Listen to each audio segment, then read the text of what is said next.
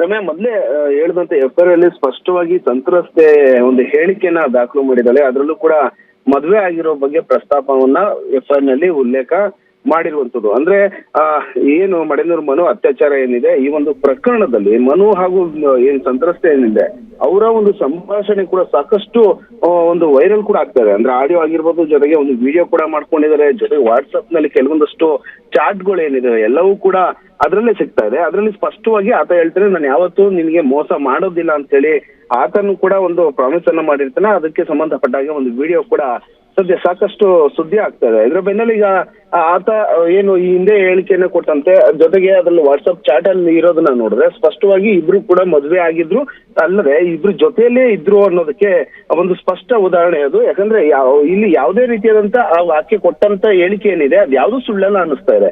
ಯಾಕಂದ್ರೆ ಅವಳು ಸ್ಪಷ್ಟವಾಗಿ ಕೆಲವೊಂದಷ್ಟು ಚಾಟ್ಗಳನ್ನ ಇಟ್ಕೊಂಡಿದ್ದಾಳೆ, ವಿಡಿಯೋಗಳನ್ನ ಇಟ್ಕೊಂಡಿದ್ದಾಳೆ, ಜೊತೆಗೆ ಒಂದು ಆಡಿಯೋ ಕೂಡ ವೈರಲ್ ಆಗ್ತಾ ಇದೆ. ಹೀಗೆ ಹಲವು ರೀತಿಯಾದಂತ ಸಾಕ್ಷಿಗಳನ್ನ ಇದನ್ನೇ ಇಟ್ಕೊಂಡು ಇನ್ನೆಲ್ಲ ಮುಂದೆ ಪೊಲೀಸರ ಮುಂದೆ ಹೋಗಿ ಒಂದು ಎಫ್ಐಆರ್ ನ ಕೂಡ ದಾಖಲು ಮಾಡ್ಕೊಂಡಿರುವಂತದ್ದು. ಜೊತೆಗೆ ಇಲ್ಲಿ ಕೆಲವೊಂದಷ್ಟು ಅಂಶಗಳನ್ನ ಉಲ್ಲೇಖ ಮಾಡಿದ್ದಾರೆ.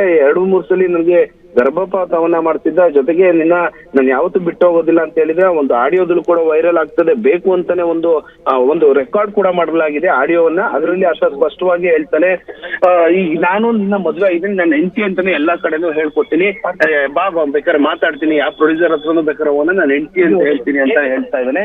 ಅದ್ರ ಜೊತೆಗೆ ಅಲ್ಲಿ ಆತ ಮಾತಾಡುವಂತ ಸಂದರ್ಭದಲ್ಲೂ ಕೂಡ ಅಲ್ಲಿ ನ್ಯಾಯ ಅಂದ್ರೆ ಅಲ್ಲಿ ರಾಜಿ ಸಂಧಾನ ಮಾಡೋದಕ್ಕೆ ಬಂದಂತ ಮತ್ತೊಬ್ಬ ವ್ಯಕ್ತಿ ಕೂಡ ಅದರಲ್ಲಿ ಮಾತಾಡ್ತಾ ಹೋಗ್ತಾನೆ. ಆತನು ಕೂಡ ಹೇಳ್ತಾನೆ, ಒಡೆಯೋದೆಲ್ಲ ಮಾಡಬಾರ್ದು ಅಂತ ಹೇಳಿ ಹೇಳ್ತಾನೆ. ನನ್ನ ಹೆಂಡತಿಗೆ ನಾನು ಹೊಡಿತೀನಿ ಅಂತ ಆತ ಕೂಡ ಆಡಿಯೋದಲ್ಲಿ ಮಾತಾಡುವಂತ ಸಂದರ್ಭದಲ್ಲಿ ಆತ ಹೇಳಿಕೆಯನ್ನ ಕೊಟ್ಟಿದ್ದಾನೆ. ಜೊತೆಗೆ ವಾಟ್ಸ್ಆಪ್ ಚಾಟ್ ಅಲ್ಲೂ ಕೂಡ ನೋಡ್ಬೋದು, ಒಡವೆನ ಇಟ್ಟಿದ್ದೀನಿ. ಸಂತ್ರಸ್ತೆ ಅಂತ ನೀವೇನ್ ಹೇಳ್ತಾ ಇದ್ದೀರೋ ಆ ಸಂತ್ರಸ್ತೆಯೂ ಕೂಡ ಕೈ ಜೋಡಿಸಿದಾಳೆ ಅನ್ನೋದು ಕೂಡ ಗೊತ್ತಾಗ್ತಾ ಇದೆ. ಬಟ್ ಸಂತ್ರಸ್ತೆ ಅಂತ ಯಾಕೆ ಕನ್ಸಿಡರ್ ಮಾಡ್ಲಾಗ್ತಾ ಇದೆ ಅನ್ನೋದು ಒಂದ್ ಕಡೆ ಕ್ವಶನ್ ಆದ್ರೆ, ಮತ್ತೊಂದು ಕಡೆ ಇದರಲ್ಲಿ ಮನು ಹೇಳಿಕೆಯೂ ಕೂಡ ಬಹಳ ಮಹತ್ವವನ್ನ ಕೂಡ ಪಡೆದುಕೊಳ್ಳುತ್ತೆ. ಆಕೆ ಯಾವ ರೀತಿಯಾಗಿ ವರ್ತಿಸ್ತಾ ಇದ್ಲು ಮತ್ತೆ ಆಕೆ ಆತನ ಜೊತೆ ಯಾವ ರೀತಿಯಾಗಿ ಇದ್ಲು ಅನ್ನೋದು ಕೂಡ ಮಹತ್ವವನ್ನ ಪಡೆದುಕೊಳ್ಳುತ್ತೆ ಅಲ್ವಾ?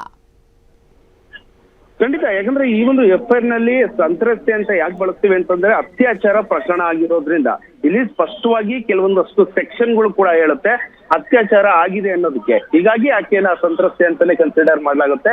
ಈ ಒಂದು ಪ್ರಕರಣದಲ್ಲಿ ಅವನ ಒಂದು ಹೇಳಿಕೆ ಕೂಡ ಮುಖ್ಯ ಆಗುತ್ತೆ. ಆದ್ರೆ ಆತ ಯಾವಾಗ ನೆನೆ ಎಫ್ಐಆರ್ ದಾಖಲಾಗುತ್ತೆ, ಬೆಳಗ್ಗೆ ಇಮಿಡಿಯೇಟ್ ಆಗಿ ಎಫ್ಐಆರ್ ದಾಖಲಾಗಿದ್ದಂತ ಸಂದರ್ಭದಿಂದ ಆತ ಇನ್ನೂ ಕೂಡ ಪತ್ತೆಯಾಗಿಲ್ಲ. ತನ್ನ ಮೊಬೈಲ್ ಅನ್ನ ಸ್ವಿಚ್ ಆಫ್ ಮಾಡ್ಕೊಂಡಿದ್ದಾನೆ. ಮೊಬೈಲ್ ಸ್ವಿಚ್ ಆಫ್ ಮಾಡ್ಕೊಂಡು ಯಾರಿಗೂ ಕೂಡ ಕೈಗೆ ಸಿಗದೆ ಪರಾರಿ ಆಗಿದ್ದಾನೆ. ಹೀಗಾಗಿ ಅನ್ನಪೂರ್ಣೇಶ್ವರಿ ಪೊಲೀಸ್ನವರು ಕೂಡ ಏನ್ ಫಿಲಂ ರಿಲೀಸ್ ಆಗ್ತಾ ಇತ್ತಲ್ಲ ನಾಳೆ, ಆ ಒಂದು ಫಿಲಂ ನ ಪ್ರೊಡ್ಯೂಸರ್ಗಳಿಗೆ ಜೊತೆಗೆ ಒಂದು ಆತನ ಜೊತೆ ಆತ್ಮೀಯವಾಗಿ ಇದ್ದಂತ ಸ್ನೇಹಿತರಿಗೂ ಕೂಡ ವಿಚಾರಣೆಯನ್ನ ಮುಟ್ಟಿಸಿದ್ದಾರೆ. ಅದು ಕೂಡ ಅವರ ಸಂಪರ್ಕಕ್ಕೆ ಏನು ಅವರು ಏನ್ ಮನು ಇದ್ದಾನೆ ಆತ ಬಂದಿರ್ಲಿಲ್ಲ. ಹೀಗಾಗಿ ಪೊಲೀಸ್ನವರಿಗೆ ಗೊತ್ತಾಗುತ್ತೆ ಈತ ಪಕ್ಕ ಪ್ಲಾನ್ ಮಾಡಿದ್ದಾನೆ. ಯಾವಾಗ ಈ ಒಂದು ಎಫ್ಐಆರ್ ಆಗ್ತಿರುವಂತ ವಿಚಾರ ಗೊತ್ತಾಗುತ್ತೆ ಆತ ಇಮಿಡಿಯೇಟ್ ಆಗಿ ಅರೆಸ್ಟ್ ಆಗ್ತೀನಿ ಅನ್ನೋ ಭಯದಿಂದ ಆತ ನಾಪತ್ತೆ ಆಗಿದ್ದಾನೆ. ಪೊಲೀಸರು ಕೂಡ ಆತನ ಮೊಬೈಲ್ ಮೇಲೆ ಸಿಡಿಯರ್ ನ ಹಾಕೊಂಡಿದ್ದಾರೆ, ಟವರ್ ಲೊಕೇಶನ್ ನ ಜಂಪ್ ಮಾಡ್ತಾ ಇದ್ದಾರೆ. ಆದ್ರೆ ಮೊಬೈಲ್ ಸ್ವಿಚ್ ಆಫ್ ಆಗಿರೋದ್ರಿಂದ ಆತ ಎಲ್ಲಿದ್ದಾನೆ ಏನ್ ಮಾಡ್ತಾ ಇದ್ದಾನೆ ಅನ್ನೋದು ಕೂಡ ಗೊತ್ತಾಗ್ತಾ ಇಲ್ಲ. ಹೀಗಾಗಿ ಪೊಲೀಸರು ಅವರ ಆತ್ಮೀಯವಾಗಿ ಗುರುತಿಸಿಕೊಂಡಿರುವಂತ ವ್ಯಕ್ತಿಗಳಿಗೂ ಕೂಡ ಒಂದು ಫೋನ್ ಮಾಡಿ ವಿಚಾರಿಸುವಂತ ಕೆಲಸ ಮಾಡಿದ್ರೆ, ಜೊತೆಗೆ ಆತನ ಮನೆಗೆ ಹೋಗಿ ಕೂಡ